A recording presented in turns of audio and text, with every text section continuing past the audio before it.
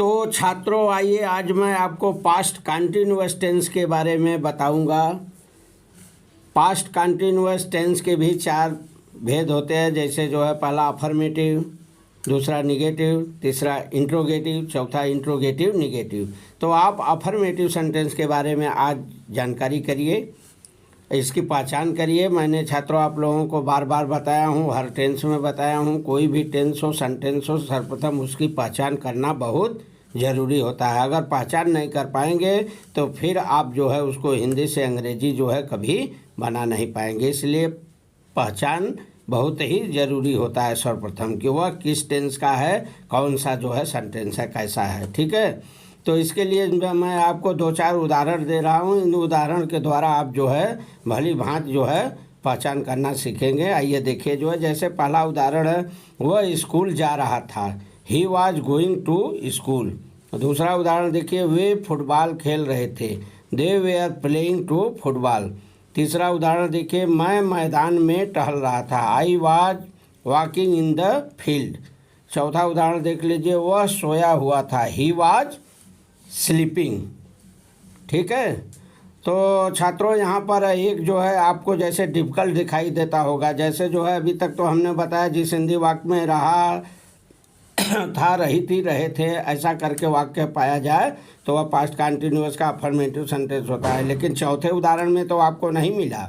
जैसे चौथा उदाहरण ध्यान से देखिए, वह सोया हुआ था, इसमें रहा था, रही थी, रहे थे ऐसा तो शब्द नहीं आया है, लेकिन फिर भी यह पास्ट कंटिन्यूअस का अफर्मेटिव सेंटेंस है। क्यों है? तो इसका एक दूसरा भी पहचान है कंटिन्यूअस में, रहा था, रही थी, रहे के बाद इसका एक दूसरा भी पहचान है। दूसरा पहचान को जान लीजिए, बहुत जो है नेसेसरी है। ठीक है, तो ये दूसरा पहचान होता है, इसमें काम का चलता रहना पाया जाता है। ठीक है, समय नहीं दिया रहता है, काम इसमें जारी रहता है। जैसे चौथा में है ना, वह सोया हुआ था, इसमें क्या है, काम, कार्य, क्या पता लग रहा है कार्य से, कार्य जारी है, इसलिए जो है इसकी अंग्रेजी हो गई ही वॉज स्लीपिंग। रहा था, रही थी, रहे थे नहीं भी है, फिर भी जो है स्लीपिंग लग गया, स्लिप से आईएनजी जुड़ गया, इसीलिए क्योंकि कार्य जारी है। ठीक है, तो मुझे उम्मीद है आप लोग अच्छी तरह जो है पहचान कर लिए होंगे। अब आइए जो है नियम की तरफ बढ़ें। जो है आप इसका नियम देख लीजिए कैसे जो है ये हिंदी से अंग्रेजी बन जाता है। जैसे पहला उदाहरण में देख लीजिए, वह स्कूल जा रहा था। तो छात्रों मैंने आपको जो है कर्ता क्रिया कर्म के बारे में विस्तार से जो है पिछले टेंसों में सेंटेंसों में बता चुका हूँ। कर्ता कहाँ रहता है, क्रिया कहाँ और कर्म कहाँ, सब यहाँ बताने की ज़रूरत नहीं है। यहाँ केवल जान लीजिए जो है कि सर्वप्रथम कर्ता लिखा जाता है, उसके बाद कर्ता के बाद ऐसे सेंटेंसों में सहायक क्रिया वाज या वेयर लिखी जाती है। एक वचन कर्ता ही से इट के साथ वाज और बहुवचन कर्ता वी यू दे के साथ वेयर का प्रयोग होता है। और भी इसमें नियम है छात्रों, जैसे जो है आई अगर है तो यहाँ आई के साथ जो है वेयर का प्रयोग नहीं करेंगे, आई के साथ यहाँ वाज का प्रयोग होता है। ठीक है, और उसके बाद मुख्य क्रिया का फर्स्ट फॉर्म लिखेंगे, उसमें आईएनजी लगाएंगे, फिर वाक्य में आए हुए कर्म को लिख देंगे। कर्म हमने आपको बता ही दिया है, कर्ता क्रिया के बीच में रहता है, वो नाउन के रूप में, प्रोनाउन के रूप में, वर्ब कुछ भी में हो सकता है, रहेगा जो है वैसे सेंटेंसों में बीच में ही कर्ता क्रिया के। ठीक है, तो उसे ऑब्जेक्ट कहते हैं, उसको लगा देंगे। तो सर्वप्रथम इसका नियम है कर्ता, फिर सहायक क्रिया जो है कर्ता के अनुसार वाज या वेयर, फिर मुख्य क्रिया के पहले रूप में आईएनजी लगा देंगे, उसके बाद जो है चौथे नंबर पर वाक्य में आए हुए कर्म को लिखकर फुल स्टॉप लगा देंगे। जैसे वह स्कूल जा रहा था, सर्वप्रथम इसमें कर्ता वह है ही, उसके बाद जो है एक वचन ही है इसलिए जो है सहायक क्रिया वाज लग गई। ठीक है, उसके बाद जो है जा रहा था तो फर्स्ट फॉर्म इसका गो, उसमें आईएनजी लग जाएगा, गोइंग हो जाएगा तो हो जाएगा ही वाज गोइंग। और फिर इसमें है कहाँ जा रहा था, ये आपका कर्म है, कर्ता क्रिया के बीच में स्कूल, तो स्कूल जा रहा था तो गोइंग के बाद लिख देंगे जो है गोइंग टू स्कूल, तो हो जाएगा he was going to school. दूसरा देख लीजिए, वे फुटबॉल खेल रहे थे, they were playing to football. तो इसमें जो है सर्वप्रथम कर्ता की अंग्रेजी लिखेंगे, कर्ता इसमें जो है दे है, बहुवचन है, इसलिए जो है यहाँ वाज नहीं लगा, वेयर लगा। ध्यान देना, इसमें वाज वेयर जो है हेल्पिंग वर्ब होता है, सहायक क्रिया। तो एक वचन के साथ जो है वाज, बहुवचन के साथ वेयर। तो यहाँ पर बहुवचन है दे, इसलिए जो है वेयर लग गया, तो हो जाएगा दे वेयर। वे फुटबॉल खेल रहे थे, हो जाएगा दे वेयर। फिर प्लेइंग, खेल रहे थे, मुख्य क्रिया लगाएंगे तीसरे नंबर पर, फर्स्ट फॉर्म जोड़ देंगे, प्लेइंग हो जाएगा, दे वेयर प्लेइंग। फिर चौथे नंबर पर जो है कर्म आ जाएगा to football, they were playing to football. इसी तरह तीसरा है मैं मैदान में टहल रहा था। मैं जो है करता है आई है, मैंने कहा आई के साथ जो है वेयर का प्रयोग नहीं होता, जो है ऐसे सेंटेंसों में आई के साथ वाज का प्रयोग होता है।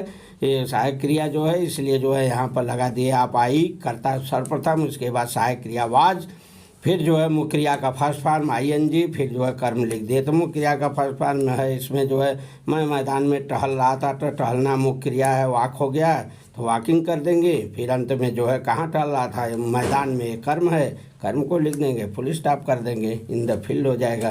तो I was walking in the field. इस तरह आपका बहुत ईजी है छात्रों, जो है ज़रा सा समझने की बात है, बहुत बड़ा फैक्टर नहीं है ये, केवल इसमें सहायक क्रिया मुख्य क्रिया को आपको ध्यान देना है। बाकी सब नियम पिछले सेंटेंसों की ही तरह रहता है, केवल सहायक क्रिया मुख्य क्रिया जो है आप ध्यान में लेते रहिए, बस सारा सेंटेंस आपका ये 4800 ख़त्म हो जाएगा। यही लोग ध्यान नहीं देते हैं, उनको कुछ समझ में नहीं आता, इसमें का उसमें और उसमें का उसमें कर देते हैं। चौथा देख लीजिए, वह सोया हुआ था, इसमें रहा था रही थी नहीं है, फिर भी कंटिन्यूअस हमने बताई दिया आपको जो है कैसे जो है कंटिन्यूअस जो है प्रकट कर रहा है। तो इसका हो जाएगा वह सोया हुआ था, करता एक वचन है ही, इसलिए जो है वही सहायक क्रिया वाज लग गए, ही वाज हो गया, और सोया हुआ था का लिख देंगे आप जो है मुख्य क्रिया का फर्स्ट फॉर्म स्लीप, ING लगा देंगे, ही वाज स्लीपिंग। ठीक है, तो नियम है छात्रों, मुझे उम्मीद है कि आप लोग जो है 100% जो है भली भांति समझ गए होंगे। इसको सूत्र से भी आप देख सकते हैं, इसका सूत्र है S1 plus was plus V का first form plus ING plus object. S2 यदि है तो S2 plus were plus V का first form plus ING plus object. S1 का मतलब V1 का मतलब मैं आपको पिछले जो है सेंटेंसों में बहुत से जो है प्रेजेंट में पास्ट में बता चुका हूँ विस्तार से, यहाँ बताने की ज़रूरत इसकी नहीं है। जो है आप देख लीजिएगा पिछला जो है टेंस को।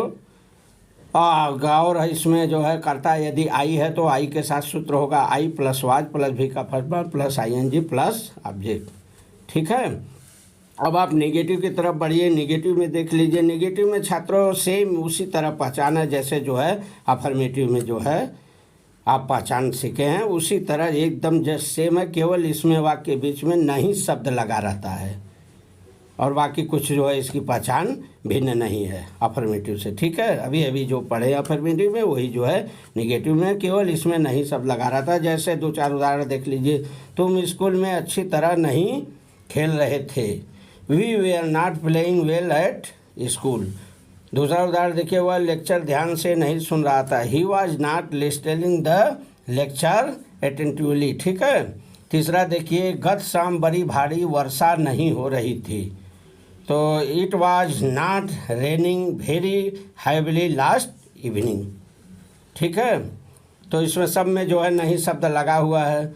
अब इसका जो है नियम देख लीजिए, पहचान तो वही हो गया, नियम देख लीजिए छात्रों। तो नियम छात्रों भी इसमें जो है जो अभी अभी जैसे मैंने विस्तार से बताया अफर्मेटिव में, सेम उसी तरह इसमें भी नियम है, केवल इसमें फ़र्क यही है कि जो सहायक क्रिया आप लिखे हैं अफर्मेटिव में, तो इसमें जब सहायक क्रिया लिखेंगे तो उसके बाद तुरंत जो है नहीं शब्द की अंग्रेजी नॉट के रूप में लिखी जाएगी। जैसे आप पहले उदाहरण से समझ सकते हैं, तुम स्कूल में अच्छी तरह नहीं खेल रहे थे, तो सर्वप्रथम कर्ता तुम लिख ही दिए, अफर्मेटिव में भी तुमने लिखा ऐसा।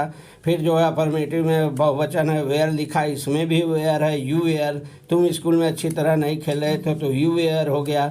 अब यहाँ पर है तुम स्कूल में अच्छी तरह नहीं खेल रहे थे, तो यही नहीं शब्द की अंग्रेजी छात्रों वेयर के बाद लिखना पड़ता है, मतलब सहायक क्रिया के बाद नहीं शब्द की अंग्रेजी नॉट के रूप में लिखी जाती है। बाकी फिर जो है मुख्य क्रिया का फर्स्ट फॉर्म, फिर ING, फिर जो है ऑब्जेक्ट जो है नाउन प्रोनाउन एडवर्ब जिसके रूप में होगा, जैसे भी जो है वो कर्ता क्रिया के बीच में जो भी कर्म होगा उसको आप लिख के फुल स्टॉप लगा देंगे। जैसे पहला देख लीजिए, तुम स्कूल में अच्छी तरह नहीं खेल रहे थे, वी वेयर नॉट, फिर प्लेइंग हो गया, वेल एट स्कूल।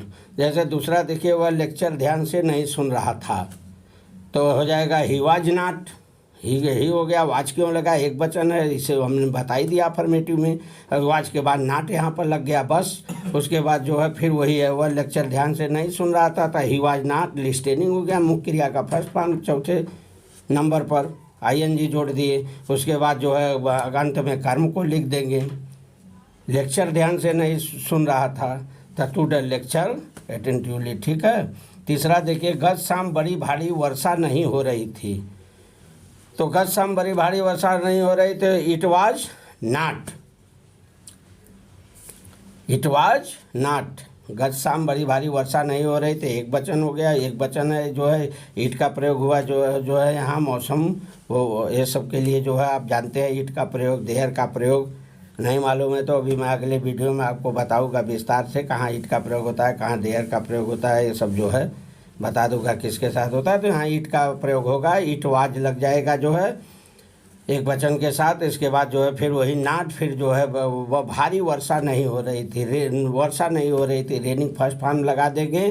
फिर जो है बहुत बड़ी भारी वर्षा की आपकी अंग्रेजी लिखनी है, वेरी हैवली, लास्ट इवनिंग, बीच में जो कर्म है सब, ठीक है, सब सेम हुई है अफर्मेटिव की तरह, केवल इसमें ये ध्यान दीजिए वाच के बाद नॉट लगाना है बस। सूत्र इसका जो है, यदि एक वचन करता है तो S1 plus was plus not plus V का first plus ING plus object. और यदि S2 है तो S2 का मतलब बहुवचन करता है, सब्जेक्ट सिंगुलर प्लूरल से है, मतलब यहाँ S1 का मतलब सिंगुलर नंबर हो गया, एक वचन करता है। S2 का मतलब प्लूरल नंबर, बहुवचन करता है। तो यदि S1 है तो हो गया, S2 है तो S2 plus were plus not plus V का first plus ING plus object. और यदि I है तो I के साथ जो है हो जाएगा I plus was plus not plus V का first plus ING plus object. ये आपका सूत्र है। तो छात्रों, हमें उम्मीद है आपको जो है 100% जो है दिमाग में बैठ गया होगा। फिर इसमें जो है किसी प्रकार की आपको कन्फ्यूज होने की ज़रूरत नहीं है। इसको आप अच्छी तरह से फिर से जो है सुन लीजिए, देख लीजिए, कंठस्थ हो जाइए। तब तक के लिए धन्यवाद।